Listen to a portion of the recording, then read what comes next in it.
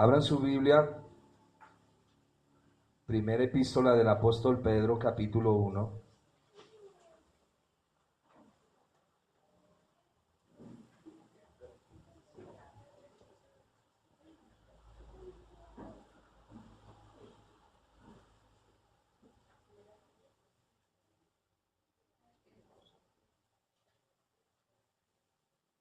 ¿Lo tienen?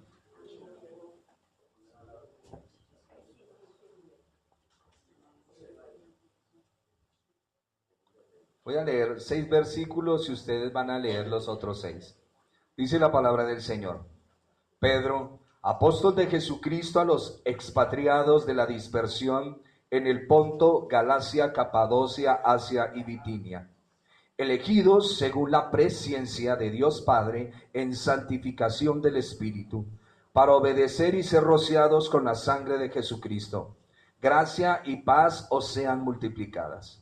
Bendito el Dios y Padre de nuestro Señor Jesucristo, que según su grande misericordia nos hizo renacer para una esperanza viva por la resurrección de Jesucristo de los muertos, para una herencia incorruptible, incontaminada e inmarcesible, reservada en los cielos para vosotros, que sois guardados por el poder de Dios mediante la fe, para alcanzar la salvación que está preparada para ser manifestada en el tiempo postrero, en lo cual vosotros os alegráis, aunque ahora por un poco de tiempo, si es necesario, tengáis que ser afligidos en diversas pruebas.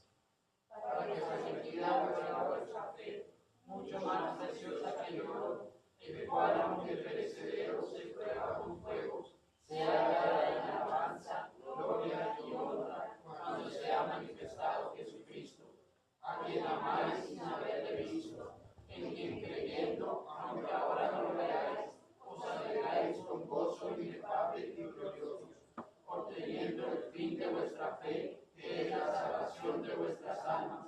Los profetas que profetizaron de la gracia destinada a vosotros, inquirieron diligentemente acerca de esta salvación, escudriñando qué persona y qué tiempo indicaba el Espíritu de Cristo que estaba en ellos, el cual anunciaba de antemano los sufrimientos de Cristo y las glorias que vendrían tras ellos. A esto se reveló que no para sí mismos, sino para nosotros, administraban las cosas que ahora os son anunciadas por los que nos han predicado el Evangelio, por el Espíritu Santo que ha enviado del cielo, cosas de las cuales hacen mirar los ángeles. Amén. Tomen asiento y me hacen un favor y vamos a ser más ordenados en la lectura. Amén. El que se adelantó espera a los otros. Y el que se quedó corra para que todos lleguemos iguales. Hay cierta controversia en el escrito del apóstol Pedro, no quiero entrar mucho ahí a eso. Voy a darles unos rasgos generales, una introducción del libro. El libro escrito, ¿por quién? ¿Por el apóstol? Pedro, muy bien, por el apóstol Pedro. Algunos dicen que en el año 62, otros que en el año 64, otros que en el año 65. Entonces vamos a dejarlo del 62 al 65 y no peleamos con nadie. Fue escrito a los expatriados. ¿Vieron el versículo 1? Pedro, apóstol de Jesucristo, a los expatriados. De la dispersión de aquella época. Fue escrito en Babilonia. Muchos dicen que fue escrito en Roma, pero que Pedro tenía miedo de decir que Roma era Babilonia, entonces dijo Babilonia. No, fue escrito en Babilonia y punto, conforme dice el texto. Bajo la persecución de Nerón, a ver, cuando usted lee el libro de Hechos, viene en la iglesia, sabemos, me devuelvo un poquito, les había enseñado de cómo las 12 tribus fueron divididas en 2 y 10, ¿cierto? Que entran juntas a cautividad. Luego sale un remanente pequeño y de ahí, de ese remanente pequeño, van a reconstruir muros y Jerusalén. A vuelo de pájaro. Ahí van nuevamente las 12 tribus, se llama Israel, pero ahora con una nueva religión, ahora se llaman los judíos. Cada vez que usted dice judíos, está hablando desde una religión. Si los vamos a llamar hebreos o israelitas, entonces ya tenemos un contexto diferente. Pero si usted dice judíos, habla de la religión de los judíos. Por eso es que en las Escrituras, cuando usted lee en el Nuevo Testamento, que vinieron los judíos para tentarle, está hablando de una religión. Pero ahí están las 10 tribus. Cuando viene el Señor, las 12 tribus, cuando viene el Señor dice que viene a la casa de Israel, ¿cierto? A las ovejas perdidas de la casa de Israel. ¿Lo recuerdan que lo estudiamos? Y que le dijo a los discípulos, por camino de samaritanos no vayáis. Primero vamos aquí a los de la casa y luego nos vamos para donde los samaritanos. A ver, si vamos como por decir algo, están los hebreos, denominamos hebreos a los de la nación hebrea, amén, no el libro de Hebreos solamente, hebreos que llevan la religión judía. Están los otros hebreos que se contaminaron y son llamados samaritanos, o también hebreos gentiles. Amén. Y luego tenemos el otro grupo que ya somos nosotros, denominados, vamos a ponerlo así, griegos o gentiles. En el libro de Hechos, cuando el Señor es levantado al cielo, comisiona a los discípulos. Les dice que vayan a predicar a Judea,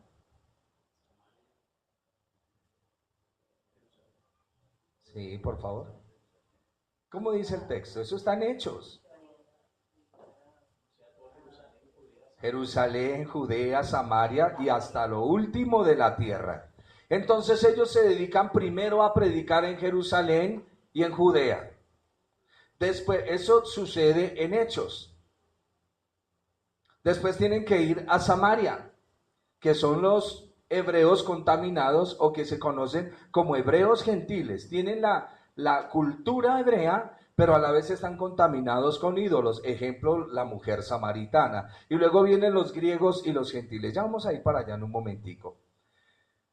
Cuando comienza el trabajo con la nación hebreo, judía, que comienza con Pedro, porque Pedro es el llamado, viene una persecución. ¿Lo recuerdan en los primeros capítulos de Hechos? Viene una pequeña persecución de la religión judía hacia los nuevos convertidos al Mesías. La religión judía comienza a atacar a los nuevos convertidos al cristianismo, vamos a llamarlo así. Luego, después de esto, viene Saulo. Saulo es el que se encarga de perseguir. Luego Saulo viene a la conversión y luego ya viene una persecución mucho más grande, que es donde comienza a adentrarse a lo que después se va a conocer como la gran tribulación, que fue en su culminación con la destrucción del templo en Jerusalén en el año 70. Pero bajo esa persecución fuerte, la persecución de Nerón estimuló a los judíos a perseguir a todos los que llevaran la insignia de cristianos. La iglesia más o menos ya tiene unos 35 años y estaba pasando en toda la iglesia por esa época. Más o menos Nerón en el año 54 al 68 comenzó a ejecutarlos a todos. Se dice que Nerón mató a Pedro, se dice que Nerón mató a Pablo, en esa persecución tan terrible que hubo. Sigamos. Esta carta fue escrita a los expatriados, o sea, a aquellos creyentes que fueron perseguidos. Quiero que mire su Biblia. Es que tengo las notas acá, pero me parece como más prudente mostrarles por la escritura y lo quiero hacer a manera sencilla. Hechos capítulo 1 habla de cuando el Señor es levantado y comisiona a los apóstoles. Hechos capítulo 2 comienza usted a ver el derramamiento de la presencia del Espíritu Santo sobre aquellos 120 que están en el aposento alto. Después de esta manifestación viene ese ungir del Señor sobre el apóstol Pedro, específicamente sobre él, porque el Señor le dijo, ¿recuerdan una promesa que el Señor le dijo a Pedro mientras el Señor estaba aquí en la tierra? ¿Qué le dijo? Amén, que le daría las llaves del reino. El término llave, en sentido figurado, era para simbolizar autoridad, gobierno y poder. Las llaves en la Biblia son autoridad, gobierno y poder. Por eso es que la Iglesia Católica, después de entender ciertas cosas, dijo que el primer papa que había habido en la historia había sido Pedro. Debido a eso, a que el Señor le dijo, te voy a entregar las llaves. Para entender lo que el Señor Jesús quiso decirle a Pedro y quién realmente tiene las llaves, debemos entender varios pasajes en la Escritura. Cuando usted va a Isaías, tome apunte, capítulo 22, versículo 20 al 22, habla de Eliaquim. Eliaquim ascendió a un puesto de confianza y honor. Se dice que le pusieron la llave de la casa de David sobre su hombro. Lo que les estoy diciendo es una parte que el Señor le dijo a Pedro. ¿Por qué Pedro comienza con todo esto? ¿Y por qué estoy haciendo relación al libro de Hechos con referencia a la epístola de Pedro para que logremos entender cómo es el trabajar del Señor? Eliaquim ascendió a un puesto de confianza y honor. Se dice que le pusieron la llave de la casa de David sobre su hombro. Si alguien tiene el texto, por favor, léalo. Pero no quiero que se me vaya. Solo una persona. A ver, Lili, hazme el favor y con Isaías capítulo 20, versículo 20 al 22. Y Isaías 22, 20 al 22. Hermano Luis, Apocalipsis capítulo 3, versículo 7 y 8. Esto para entender qué son las llaves dentro del reino. ¿Qué dice Isaías capítulo 22, versículo 20 al 22? En aquel día llamaré a mi siervo Eliaquim, hijo de Hilcías, y lo vestiré de sus vestiduras, y lo ceñiré de tu talabarte, y entregaré en tus manos tu potestad. Y será padre al morador de Jerusalén y a la casa de Judá. Y pondré las llaves de la casa de David sobre su hombro, y abrirá y nadie cerrará, cerrará y nadie abrirá. Y lo hincaré como clavo en lugar firme, y será por asiento de honra a la casa de su padre. Amén.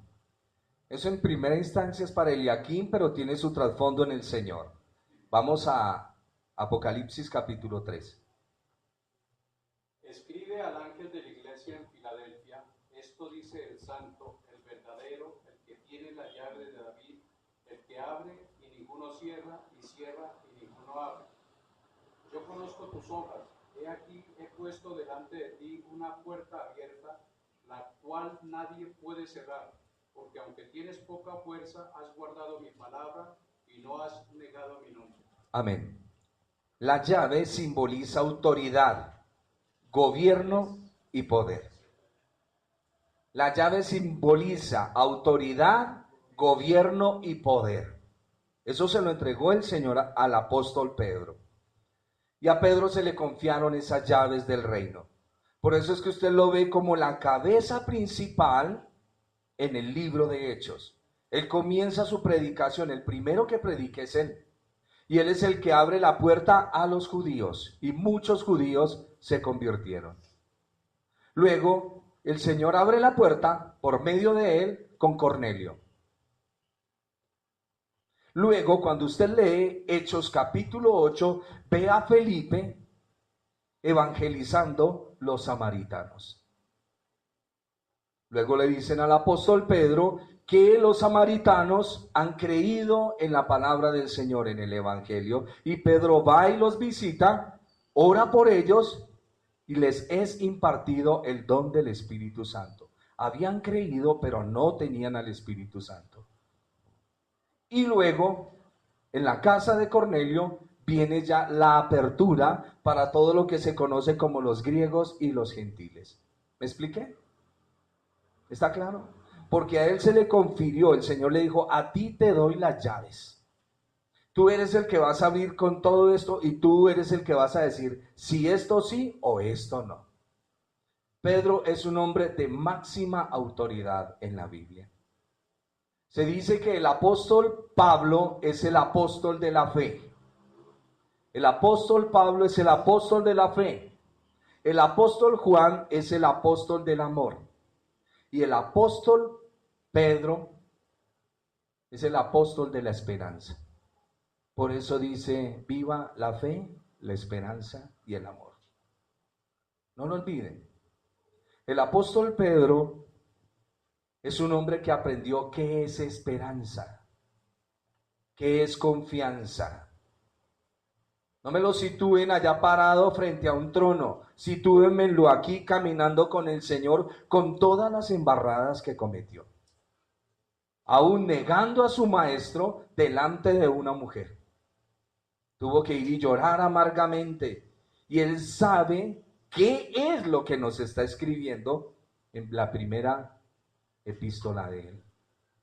Cuando dice,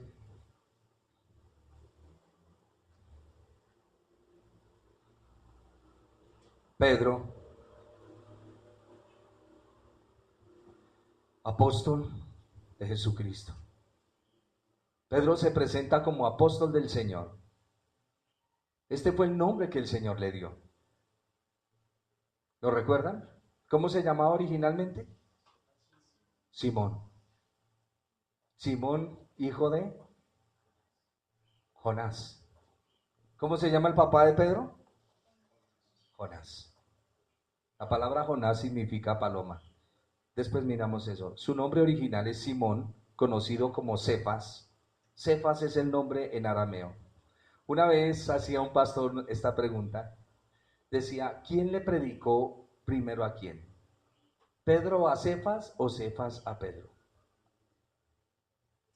¿Quién le predicó primero? Es el mismo.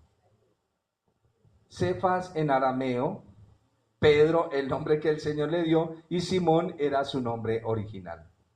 Amén. Sigamos. Escribe a los expatriados.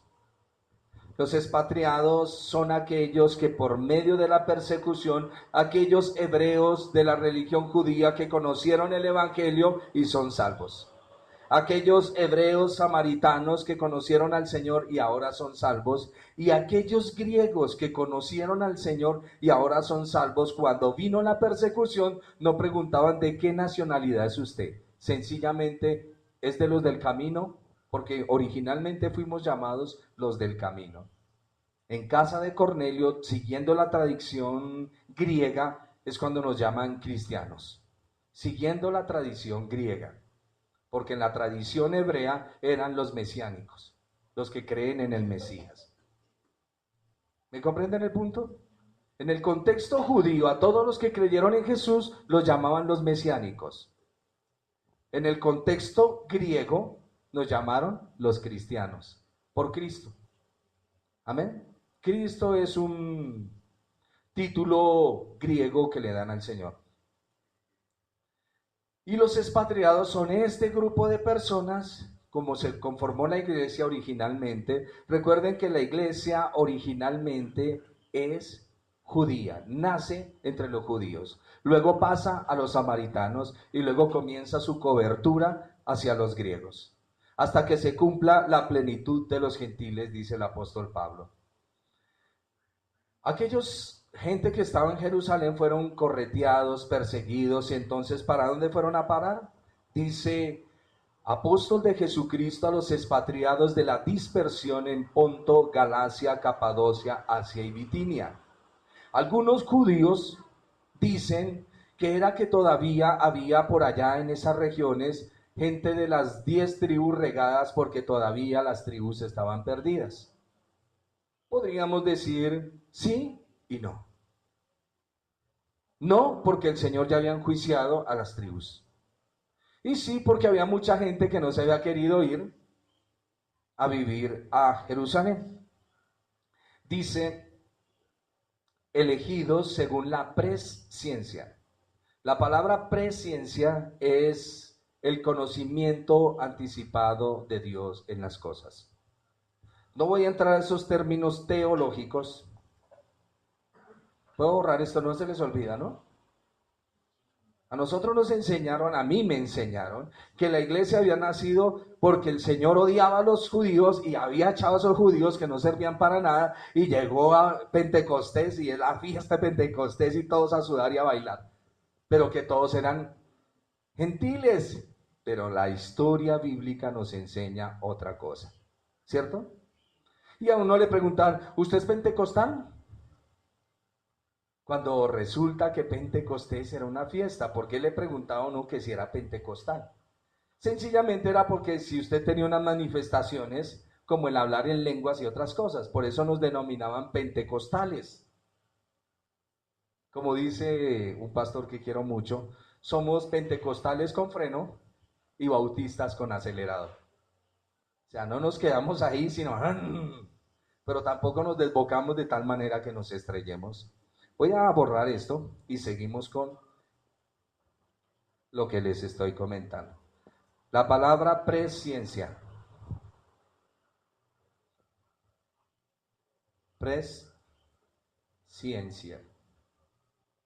La palabra presciencia, ciencia es conocimiento y pres como anterior o anticipado. Se dice en los términos teológicos, hay dos escuelas, calvinista y arminiana. Escuela arminiana. La escuela arminiana dice que Dios, estando en la eternidad, vio que usted iba a obedecer al Señor y dijo, lo elijo. Eso dice la escuela arminiana. Vio que usted un día se iba a arrepentir. Dios vio que usted un día le iba a obedecer y dice, a este lo escojo. Eso es lo que ellos llaman presciencia. O sea, una elección por presciencia. La otra parte, que es de la escuela donde yo estoy, es la escuela de la elección. Ojo porque les voy a tocar temas que de pronto, aunque muchos ya lo saben, pero hay algunos que piensan que Dios miró hacia el futuro y vio que iban a suceder cosas. Yo no creo eso. Yo creo que para que algo suceda en el futuro, Dios tiene que decretarlo. ¿Estamos? Dios tiene que ordenar que eso suceda, y si no, no sucede. Porque entonces tendríamos un Dios que las cosas vienen marchando y Él no sabe por qué suceden esas cosas. ¿Estamos? Para que algo suceda es porque Dios dio un decreto, pero no vamos a ser deterministas. Ya vamos a mirar esto. Dice, la palabra elegidos denota, ojo porque estoy en el contexto aquí de Pedro. Pedro le está escribiendo a los expatriados. Muchachos, a ustedes que los persiguieron y los corretearon, que están sufriendo a causa de la fe, no se preocupen por eso, tranquilos. Dice, ustedes han sido elegidos según la presciencia de Dios Padre en santificación del Espíritu. La palabra elegido, fueron elegidos, fueron entresacados, fueron seleccionados para ese propósito. ¿Me están entendiendo? No lo estoy llevando la elección ni la predestinación desde el concepto calvinista. Lo estoy llevando desde el concepto que el apóstol Pedro está escribiendo. ¿Me están entendiendo el punto? Ustedes han sido elegidos con un propósito. Vuelvo y les digo, la palabra elegir significa sacar o seleccionar. Esta palabra no tiene el significado de elegir a unos para salvación y a otros para condenación en este contexto. No está diciendo eso. ¿Estamos? Lo que el texto está diciendo, ustedes que han sido elegidos en la presencia de Dios para este propósito. Porque es que la elección del Señor, la predestinación, tiene un programa. A ver, Dios dijo, mi programa es este y por esta vía es que yo trazo la elección para salvación. Ustedes se tienen que encontrar con mi hijo, voy a dibujar una cruz, para que puedan ser salvos. Si ustedes no se encuentran con mi hijo y con la palabra, no pueden ser salvos. Hay un programa establecido. Hay un pueblo predestinado. Hay una doctrina predestinada. La elección y la predestinación en Dios no es suelta. A este lo elijo, a este no lo elijo. No. Todo tiene un programa y vamos a mirar eso a la luz de las Escrituras.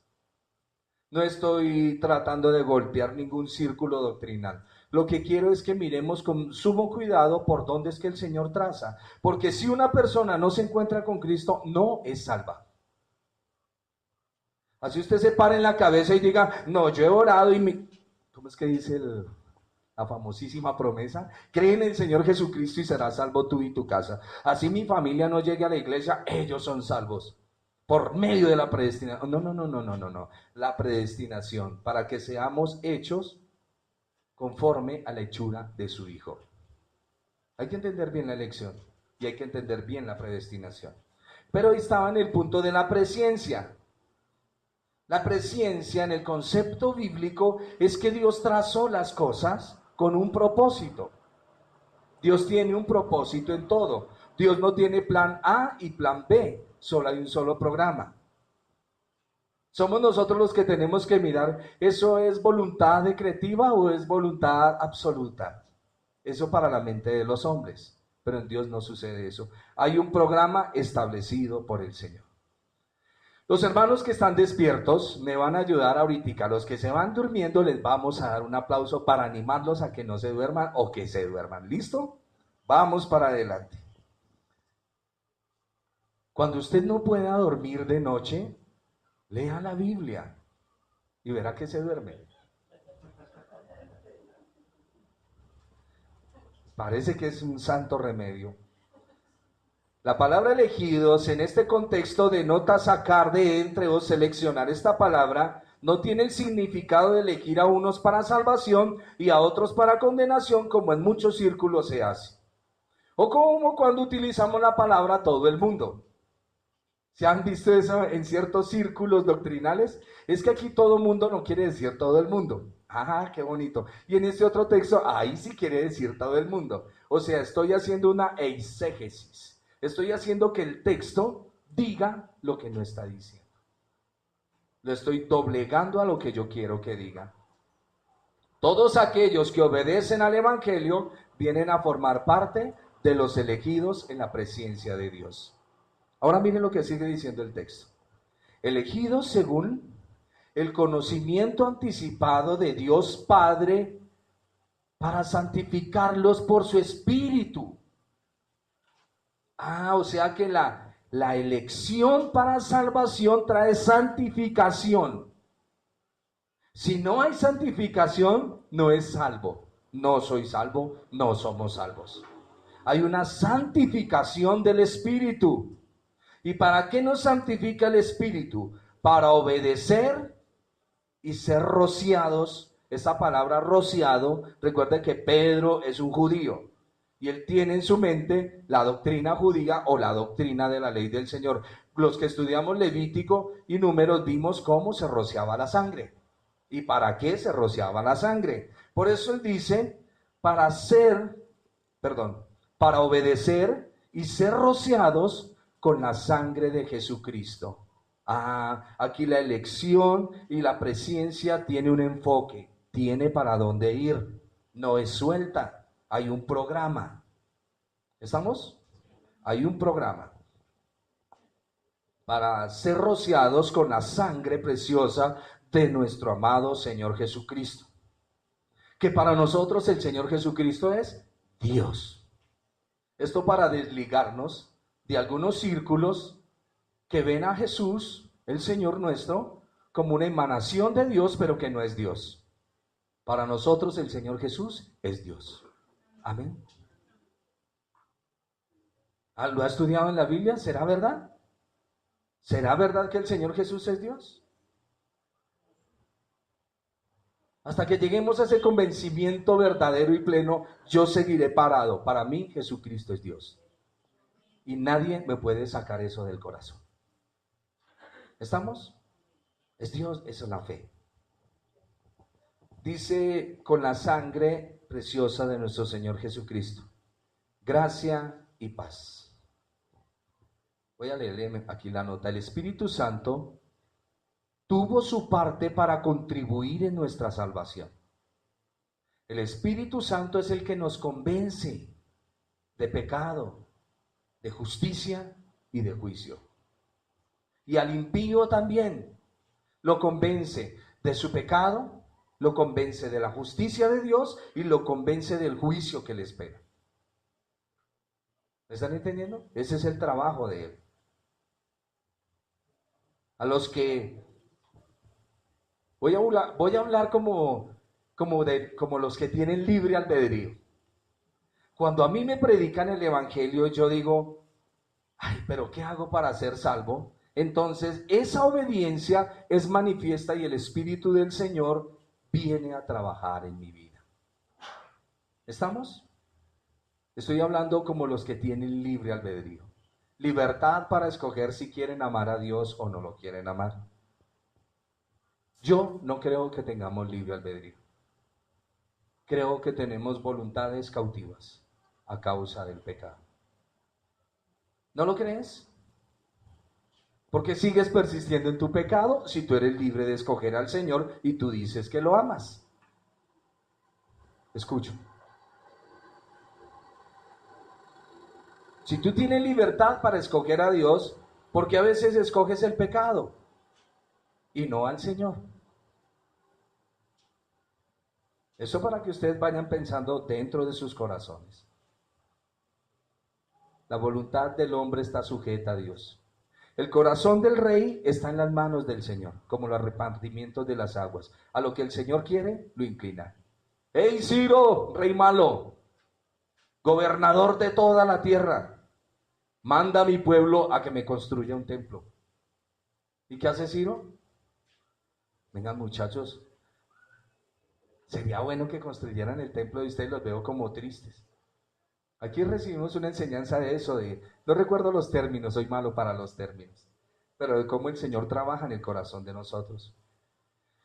El máximo amigo que usted tiene hoy en día, el primer enemigo es usted mismo, pero el máximo amigo es la persona del Espíritu Santo en sus vidas.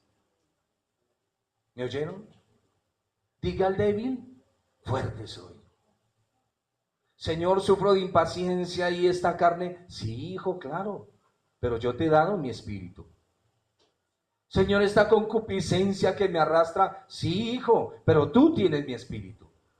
Eso es lo que denominamos nueva naturaleza. No olviden la obra santificadora del Espíritu Santo que va llevando a cabo por medio de la palabra.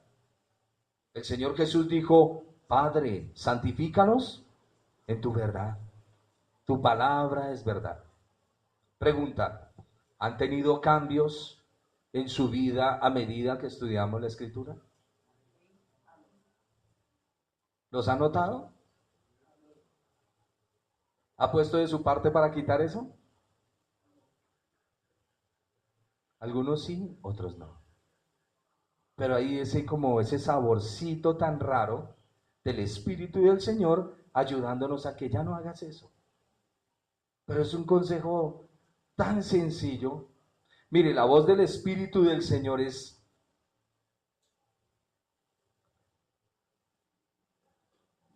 ¿Cuál es la idea? Ahí está lo fuerte y está lo contrario a fuerte. Sí, como débil. La voz del Espíritu Santo es tan débil que su oído normal no la oye, pero su oído espiritual la escucha como si fuera un grito. Esa es la voz del Espíritu. Por eso el Señor dijo, mis ovejas oyen mi palabra y me siguen. ¿Quieres saber si eres oveja del Señor?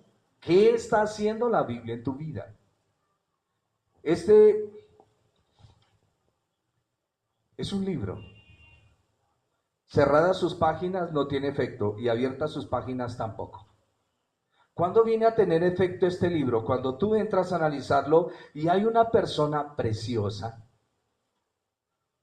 que es el Espíritu Santo de Dios, que viene a trabajar en nuestra mente y en nuestro corazón. Él comienza a darnos convencimiento de muchas cosas a través de la Biblia. Por eso tu palabra es verdad, ella nos santifica. Después vamos a hacer un estudio de la relación, porque también tenemos otros círculos cristianos que están cayendo en un hebraísmo raro, que ahora están amando la Torá y la ley, obviando que el Señor Jesús es la personificación de ella. ¿Me estoy comunicando o estoy muy enredado? Hay gente que ama tanto este libro que pelea por el libro. Pero es que este libro representa a una persona. ¿Me están entendiendo? Sí, están peleando por una ley. Pero no están teniendo una relación con esa persona que ese libro me está hablando, que es el Señor. Porque el Señor es la palabra hecha carne. ¿Estamos? No quiero confundirlos. La frase para obedecer a Jesucristo denota la razón por la cual el Espíritu Santo nos santifica, para obedecer lo que el Señor ha dicho. Y el Espíritu Santo nos convence por medio de la palabra y nos hace aptos para obedecer. Por eso dice, elegidos según la presencia de Dios Padre en santificación del Espíritu, para obedecer. Para obedecer. Y ser rociados con la sangre de Jesucristo. Sin gracia no hay paz. Por eso dice, gracia y paz os sean multiplicadas.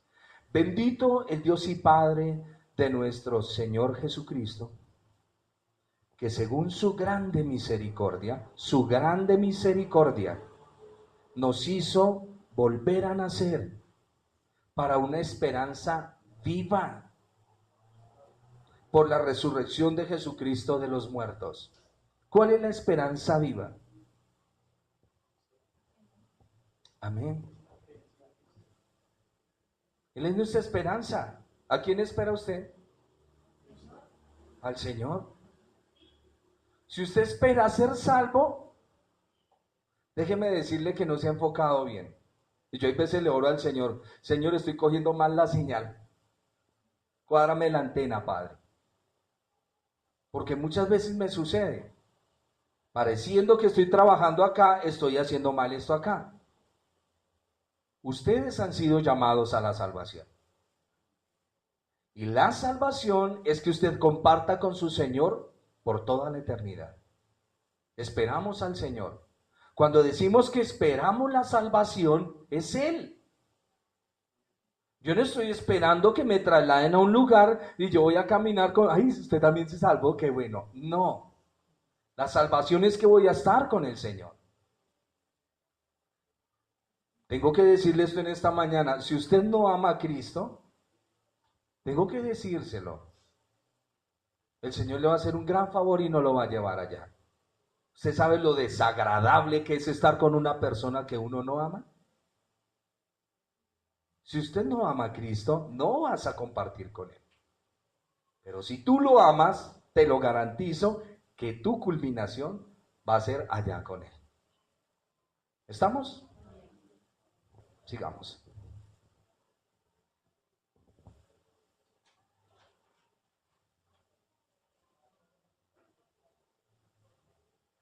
Aquí tengo un punto para decirle, sin gracia no hay paz.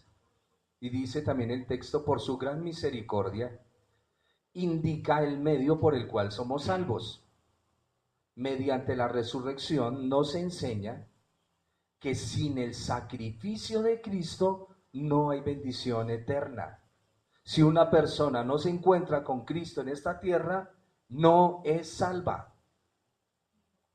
¿Estamos? No es salva.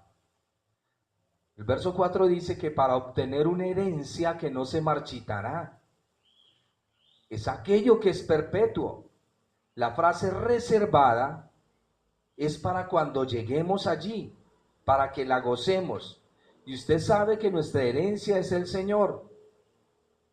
Por eso tú estás en la lucha aquí como peregrino desprendiéndote de todo. Y te cuesta. Desprendiéndote de hijos. ¿Quién se quiere desprender de los hijos? Nadie. Nadie. Si alguno quiere ser mi discípulo, a morir. Cuando dice, tome su cruz y sígame, ¿a qué se refiere? Muerte. Y preguntaba al hermano, ¿y el autoestima? ¿Cuál autoestima? Eso es lo que el Señor viene a matar en el hombre, porque tiene mucha. Por eso en el mandamiento dice, ame a su prójimo como se adora a usted mismo. Porque nosotros nos adoramos. Díganme si ustedes no tienen la razón. Y más cuando están enranchados en algún punto. Siempre tienen la razón. Cada vez que peleamos con una persona tratando de buscar la razón, lo único que tú debes acordarte es que estás peleando por posicionar tu orgullo. No es más. Es que yo tengo la razón. ¿La tengo yo? No, la tengo yo. Ese es el punto. Nunca queremos bajarnos. Verso 5. Tenemos una herencia reservada en los cielos. ¿Quién es? El Señor, el Señor. No piense en calles de oro, pateando piedras, esmeraldas, diamantes. No, no, no. Quítese eso de la cabeza. No, yo tengo una casa más allá del sol, una casa linda de oro. Hermano, quítese eso de la cabeza. Todavía siguen metalizado tratando de buscar a Cristo. ¿Sí me entiende? Nuestra preciosa herencia es Él. Yo no sé, yo me lleno de gozo. Más adelante nos va a decir, ustedes muchachos, nos va a decir Pedro, ustedes nunca lo vieron. Yo sí lo vi. Pedro me está hablando de algo que él sí vio. Él caminó con él. Puso de mal genio al Señor. Es más, un día le dijo, ay, bueno, mejor es que no te mueras. Que el Señor le dijo, apártese de mí, Satanás. ¿A quién se lo dijo? Al que está escribiendo esta carta. Este Señor es un Señor procesado. Usted ya no ve a Pedro ahí, es que conmigo las cosas son... No. Recuerde que sacó una espada para quitar oreja. Dicen que fue el primer torero. Cortó oreja. Pero al pasar los años, usted ve a este hombre golpeado, trajinado. Y razón tienen los hombres de Dios que dicen que para Dios utilizar un hombre profundamente, tiene que herirlo de la misma manera. Cuando un hombre, su pan ha sido lágrimas en la mañana, lágrimas en la noche, ese hombre ya sabe cómo dirigir la iglesia del Señor. Que si una persona viene en crisis le dice, hermano, es que el Señor no me responde, usted lo mira con dulzura y ternura y le dice, yo ya pasé por ahí. Yo ya pasé por esa escuela, tenga ánimo, hermano. Y eso es lo que nos va a decir Pedro aquí en esta epístola. Tengan esperanza, la esperanza viva, amen a su Señor, no se decaigan, para obtener una herencia que no se marchitará. Versículo 5, que sois guardados por el poder de Dios mediante la fe, para alcanzar la salvación que está preparada para ser manifestada en el tiempo postrero. ¿Por quién somos guardados? ¿Cuál es el poder de Dios?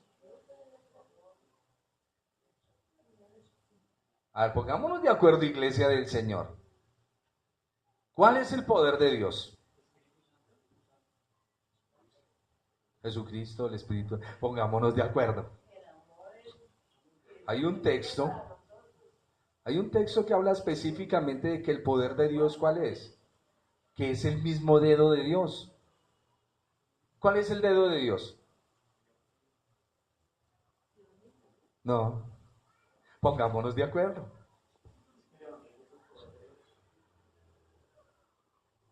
Pero ¿quién es el que viene haciendo esa obra?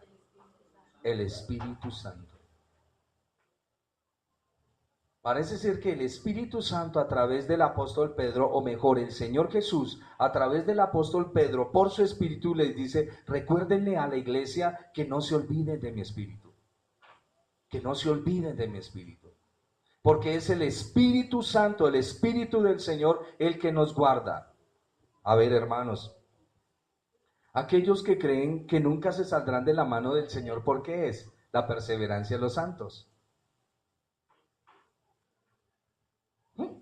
Por el Espíritu del Señor.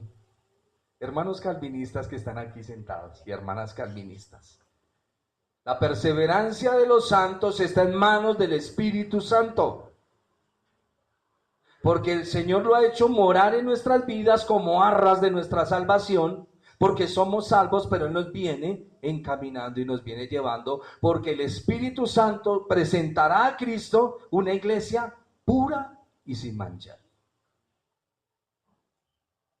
No olviden que la persona que trabaja con nosotros hoy en día es el Espíritu Santo. Pídale ayuda. Mire, el Señor no estaba jugando cuando les dijo, no los voy a dejar solos. ¿Ustedes creen que Él vino a jugar? Les enviaré una ayuda, un consolador, un amigo igual a mí, el Espíritu Santo.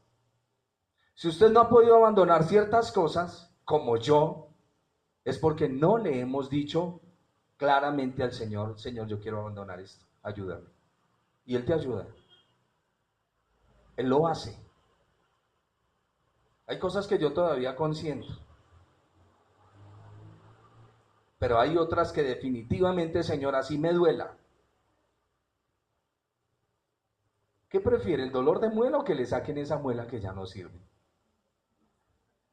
Hay que sacarla. Oh, la anestesia, tranquilo, eso duele un poquito. Y la palanqueada también duele otro poquito. Pero no va a tener ese dolor durante meses que lo hace llorar. Porque usted sabe que, qué ejemplo tan raro, ¿no? Pero usted sabe que una muela dañada le tortura la vida. Y que de todas maneras hay que sacársela. Y hay cosas en su vida que hay que sacarlas. Así es que párese ya y dígale, Señor, prefiero morir ya esto y no esperar más tiempo. Hermanos, igual le van a sacar ese mal de su vida. Es mejor ya. Ya. Es como si nos dijeran, para entrar en el reino necesitan que le den un batazo en una canilla. Es un ejemplo. No, es un ejemplo. Porque no queremos sufrir el dolor. Pero tarde que temprano, a las buenas o a las malas, le van a dar su batazo. Quiero que lo entienda, así como en su propio cuerpo, porque necesito que sepa que usted tiene que abandonar esas cosas que hoy está amando. Son cadenas que lo anclan acá. Son cadenas y lo ponen a sufrir. Son bobadas de nosotros mismos. Versículo 6. Voy a leer el 5 completo. Que sois guardados por el poder de Dios mediante la fe, para alcanzar la salvación que está preparada para ser manifestada en el tiempo postrero. ¿Cuál es la salvación? Él. Para que sometida a prueba, en lo cual vosotros os alegráis, aunque ahora por un poco de tiempo, si es necesario, tengáis que ser afligidos por diversas pruebas. Como no nos gusta esa palabra, ¿no? Y eso es una promesa. ¿Querían una promesa? Ahí está. Diga, la recibo, Señor. Si he de ser afligido para ver la bendición, la recibo. La recibo. Es importante. ¿Por qué le tenemos miedo a eso? Pareciese que no conocemos al Señor. Parece ser que el Señor nuestro quiere desahogar su ira en nosotros.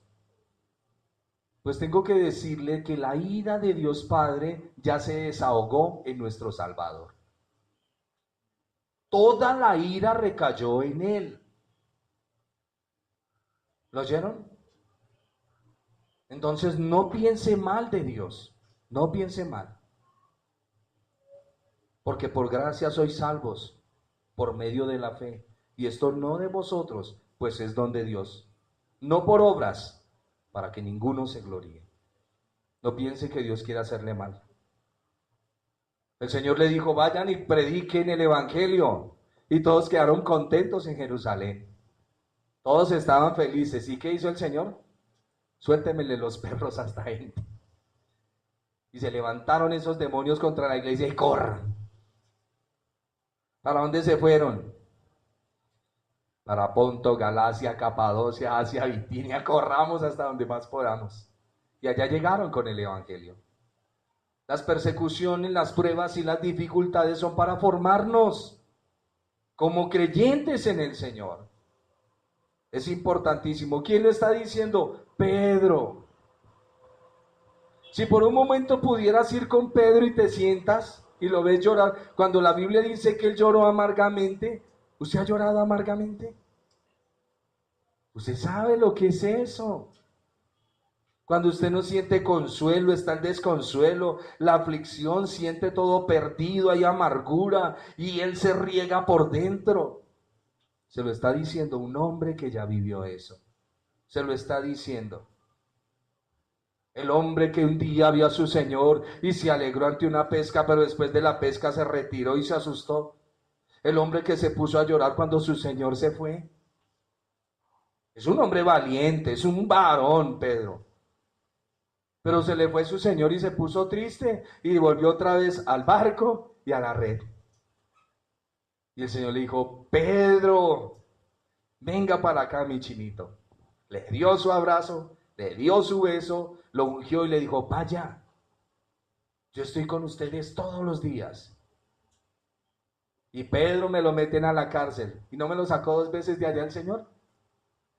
Y las cadenas se caían, los pasaba por en medio de todo el mundo, nadie los veía, porque Dios cumple su propósito en sus hijos. Dios no nos deja morir en aflicción. Acuérdese de eso. Satanás sí le dice, y en medio de la prueba Satanás le dice, Dios no es bueno.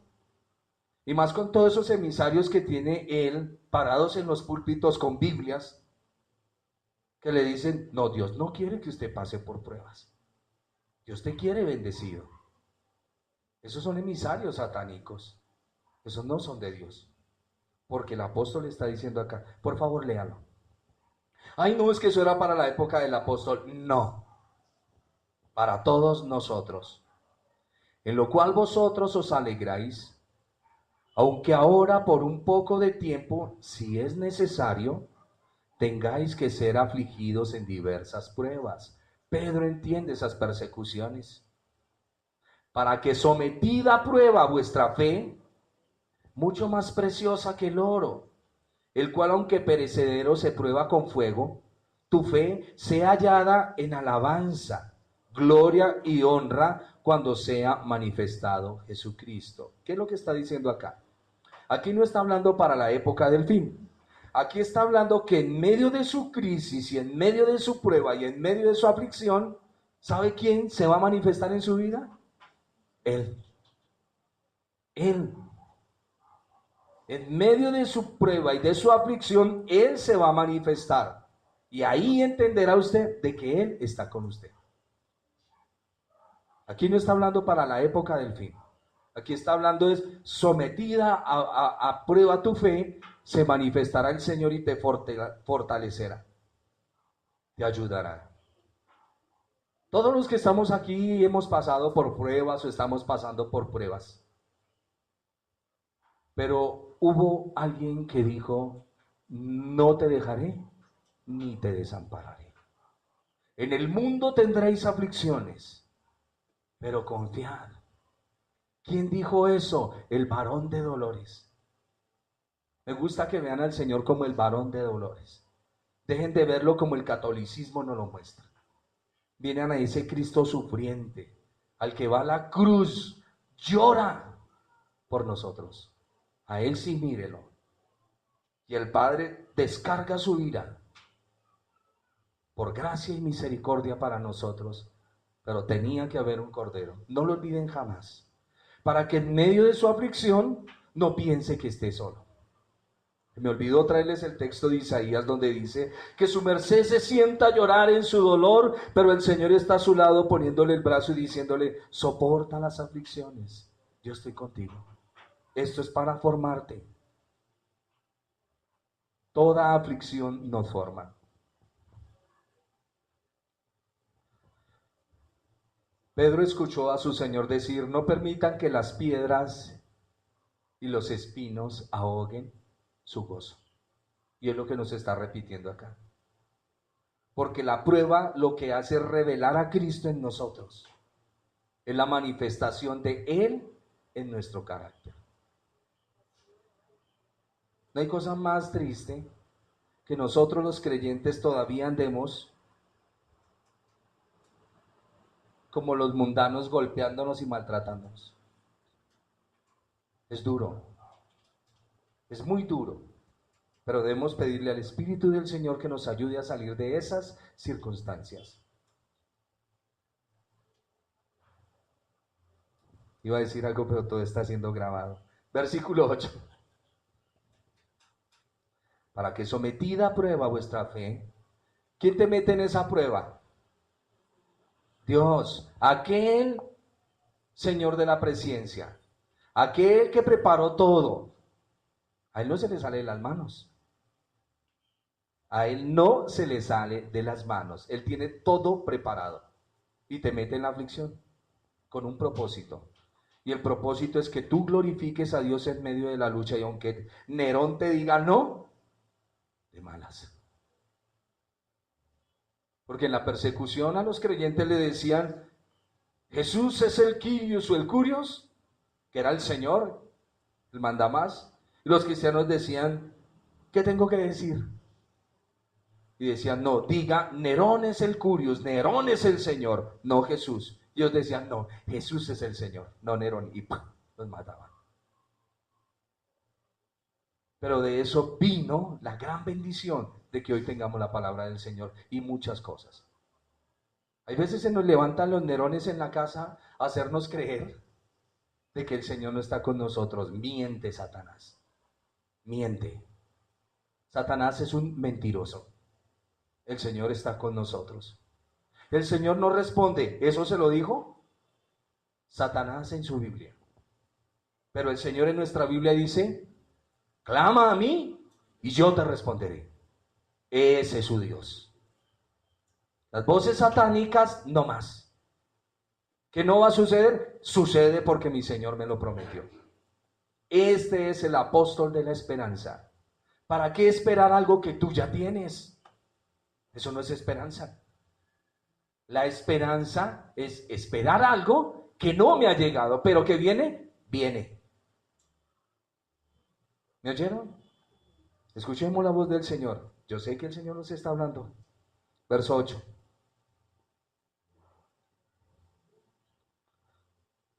Leo desde el 7. Para que sometida a prueba vuestra fe, mucho más preciosa que el oro, el cual, aunque perecedero, el oro, se prueba con el fuego. Pero tu fe tiene que ser hallada en alabanza, gloria y honra. Cuando termines de pasar esa prueba, verás al Señor en tu vida. Y aquí es donde dice: a quien amáis sin haberle visto. Y a quien creyendo, aunque ahora no lo veáis, os alegráis con gozo inefable y glorioso.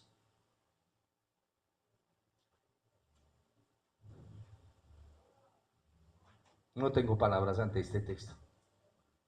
El simple hecho de que usted ame a su Señor es una obra sobrenatural del Espíritu Santo. Tú amas a alguien que no has visto, pero lo vas a ver. Lo vas a ver. Voy a terminar hasta ahí. Dejamos para la próxima clase los otros versículos.